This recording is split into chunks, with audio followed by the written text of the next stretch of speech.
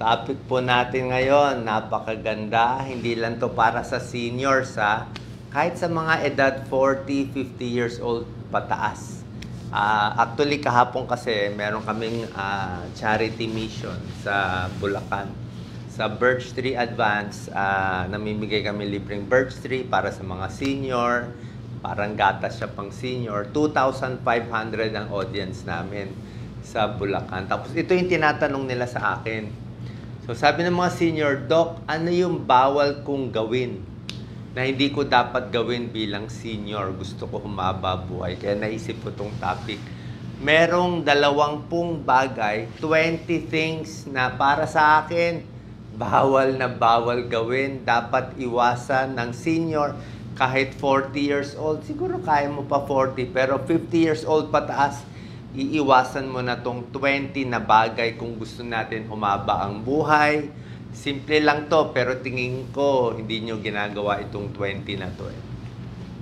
Nagkakamali pa kayo dito. Number 1, bawal gawin ng may edad na, sudden twisting. Yan. Yung biglang ikot. Diba? Tayo, pag bata tayo, pag may nahulog na gamit, biglang pulot. Ngayon, hindi na po pwede. Kung pupulot ka ng malayo, ikot mo yung katawan mo. Any sudden twisting, magugulat kayo minsan, sasabihin, bakit sumakit yung tuhod ko? Ba't sumakit yung balikat ko? Wala naman ako ginawa Parang tinapon ko lang yung bag pa ganito. Magugulat kayo, even ganyang movements, basta hindi maayos, kasi nga tumatanda, pwede mag-injury.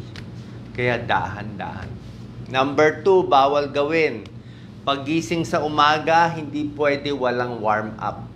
Hindi pwede paggising, magpupulot ka agad sa baba o magpupulot ka, nako, mag-i-spasm yung likod mo. 'Di ba?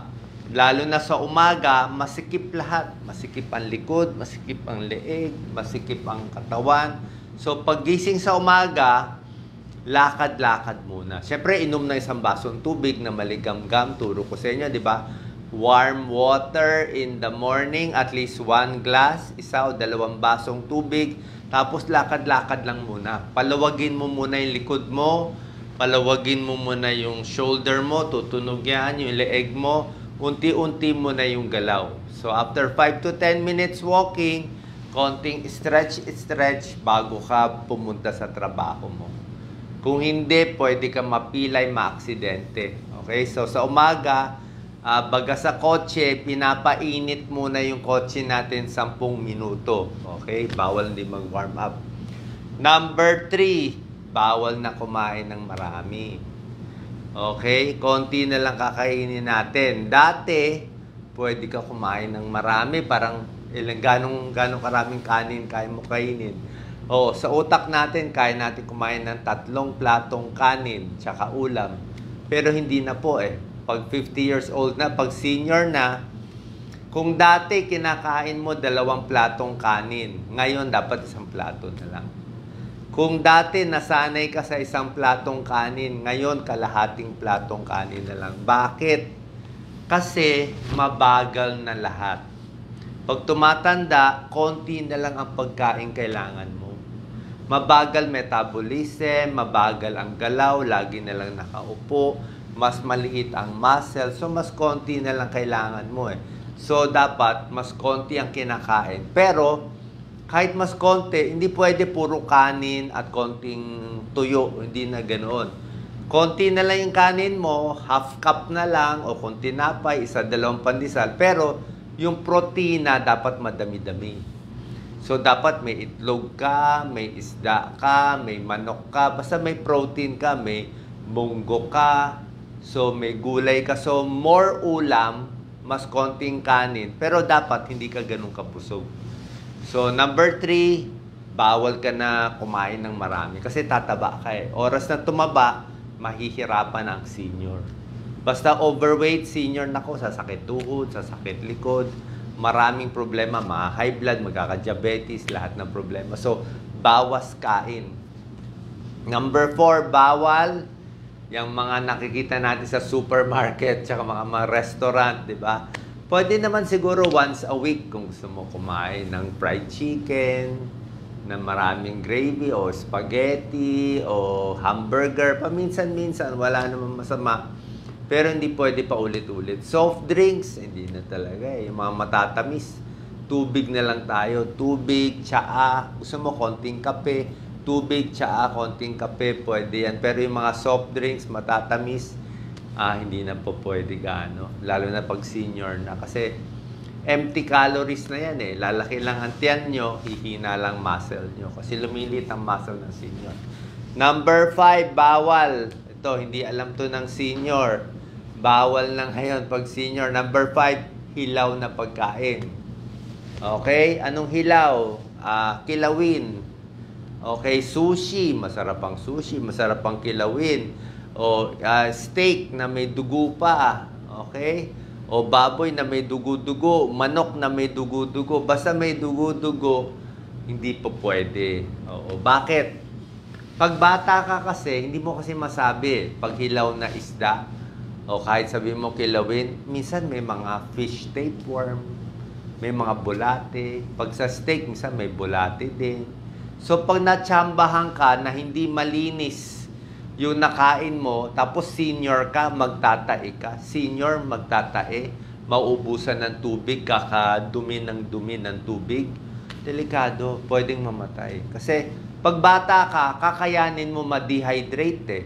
Pero kung senior ka na, delikado na yung mga hilaw. Kaya hindi na po pwede. Tahong, talaba, ingat na tayo. Baka ma-red tide tayo, di ba? Gusto nyo, 1-2 piraso. Kahit tamaan ka, may chance pa mabuhay. Pero yung mga hilaw-hilaw, ingat na tayo. Lalo na sa Pilipinas, very common ang food poisoning. Number 6, bawal gawin. Bawal umupo ng matagal pag senior. Hindi pwede 2 oras nakaupo, walang ginagawa. Dapat every 30 minutes, every hour, lakad-lakad. Lakad-lakad. Bakit? Magbubu ang dugo. Pag matagal nakaupo, magmamanas ang paa. O kahit nakaupo, galaw-galawin mo yung paa mo. Ito, ginagalaw ko paa mo. Paa ko. Kasi nga, pwede magbuo ang dugo sa varicose veins, sa ugat, sa artery. Pag nakaupo, sumasakit ang likod. So, dapat, hindi pwede matagal nakaupo. 30 minutes, pinakamatagal, lakad-lakad. Lakad muna, stretch. Ikot ka ng mga 2 ikot, tapos upo ulit kung gusto mo. Manonood ka ng TV o social media, ikot ka ulit. Don't sit too long. Delikado, laging nakaupo. Number 7, bawal na yung mga high-impact exercise. Ano yung mga high-impact? Yung mga pwede naman kung gusto niya, pero sa akin delikado yung mga basketball, 1-on-1, yung mga boxing, yung mga badminton, depende, yung talagang sa court, yung talagang sobrang matagtag sa katawan, o football sa ilalim ng araw, senior na, medyo delikado na. Okay? High impact. Dapat sa iyo, walking, swimming, biking, pwede pa yan, pero ingat din sa biking. Very common din na aksidente sa biking. So, limit high-impact exercise pag tumatanda. Number 8, dapat may balance training tayo. May balance. So, anong balance training? Kasi mahina na balance ng senior eh. So, dapat ayusin na natin yung balance natin. Number 9, huwag kakalimutan ang paa at tuhod. Yan ang pinakadelikado sa senior. Pag mataba tayo, sasakit ang tuhod. Pag namali ka ng ikot o na biglang nahulog, napadapa, nako, pag nasira ang tuhod, delikado yan, knee replacement yan. Pag yung paa natin nasira, hindi na tayo makalakad, ayan na, dyan na tuloy-tuloy na ang sakit. Anong ibig sabihin? Kaya sabi ko, number 9, foot and knee care, lalo na kung may diabetes, baka masira yung paa, magkasugat. Oras na masira ang paa at tuhod, hindi ka na makalakad. Pag mahina na lakad mo, tataba ka na. Pag tataba ka na, pahina ng pataba, pasira ng pasira ang tuhod at paa, magiging wheelchair na. Pag wheelchair na, hindi nagagalaw ang bituka, hindi na makakadumi. Pag hindi na makadumi, maka-heart attack na, may stress na. So, tuloy-tuloy na yan. Masira ang paa, tuhod, wheelchair, mamaya bedridden na, pahina ng pahina. Kaya yung paa at tuhod, pinakamahalaga, huwag magpapataba. Tiisin yung bawas kain. Talaga, pilitin magpapayat talaga. Ako, binipilit ko talaga magpapayat. Kahit kumukulot yan ko, talagang babawasan unti-unti. Kasi pag tumaba tayo ng 10 pounds, parang tayong may kargang silya na 10 pounds. Pero mo, itong silya nakapasan sa likod mo. So, nakapasan sa tiyan mo. Tsaka pag lumaki yung tiyan, hindi ka na makahinga. Hirap ka na sa lahat ng bagay. Okay? So, foot and knee, very important. Okay pa nga, minsan masakit ng shoulder eh. Kasi pag masakit shoulder mo, hindi ka makataas, at least makakalakad ka pa. Pero pag yung paa mo ang nagka-diferensya, yun ang diferensya. Buong katawan. Kasi walking is the best exercise. Huwag din sosobrahan, ha. Number 10, huwag kakalimutan uminom ng maraming tubig. Mga 6 na baso siguro pang senior, pwede na. Pero mga 8 to 10 glasses throughout the day. Number 11, syempre, bawal manigarilyo. Bawal uminom ng alak. Huwag nyo nasubukan yung alak kasi bakit pa mag-aalak? Kasi high calorie din siya. Tapos wala na tayong balance, inom ko pa ng alak. Walang magandang idudulot eh, walang panalo po. Kung hindi makatulog, mag-vitamin B na lang kayo o mag-melatonin kayo. Hindi pampatulog yung alak. Ang daming buhay, siguro bawas 10 taon sa buhay yan. Pag yung alak, ginagamit pampatulog, wala. Sira atay, sira yung sa utak, mabilis ma-stroke. Mabilis ma-stroke yung alcoholic. So, wag nang subukan, lalo na yung mga kababayan natin na sa probinsya, walang ginagawa, gusto mag-inuman, gusto mag-sigarilyo, wag na po. Malaking bawas sa buhay. Niwala po kayo. Number 12, wag din sobrang stress. Diba? Yan ang kalaban eh. Number 12, sobrang galit, may kaaway. Diba? Hindi rin maganda yan. Number 13, dapat dahan-dahan na ngayon yung kain. Huwag mabilisan. Kasi nga, pag tumatanda tayo, humihina ang lalamunan, mabilis tayong mabulunan, di ba? Humihina ang tiyan, ang panunaw, kaya pag kumain tayo, hindi na tayo matunawan. Kaya dahan-dahan na yung kain. Number 14, huwag kalimutan, dapat posture. Dapat laging tayo, laging maayos ang posture.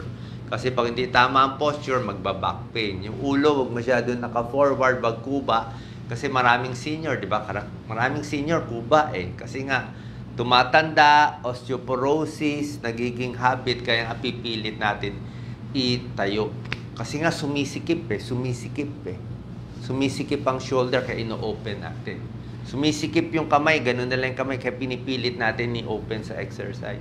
Pinipilit natin i-shoulder shrug. Pinipilit natin itayo. Pinipilit natin ilakad. Kasi nga, pag tumatanda, pasikip ng pasikip. Okay? Number 30 yun. Number 14, don't ignore posture. Number 15, importante ipin. Okay? Dental care is very important kasi pag nasira ang ipin, hindi na makakain. Wala nang nutrition. Diba? Number 16, ito mahalaga. Huwag madidepress. Huwag madidepress. Alam niyo ba ano yung pinakamagandang pampahaba ng buhay? Tinanong ko to kahapon dun sa charity namin with Birchtree Advance. Alam niyo ano pinakamagandang pampahaba ng buhay? Simple lang. Ang ganda-ganda ng tips ko eh. Ano pinakamagandang pampahaba ng buhay? Simple lang. It's the will to live. Yan ang pinakamahirap. Will to live. Kayong mga nakikinig, sino dyan ayaw na mabuhay? Sino dyan malungkot na? Sino dyan inis na? Parang wala nang ginagawa. Senior na. Yan, depressed. Mas maikli ang buhay.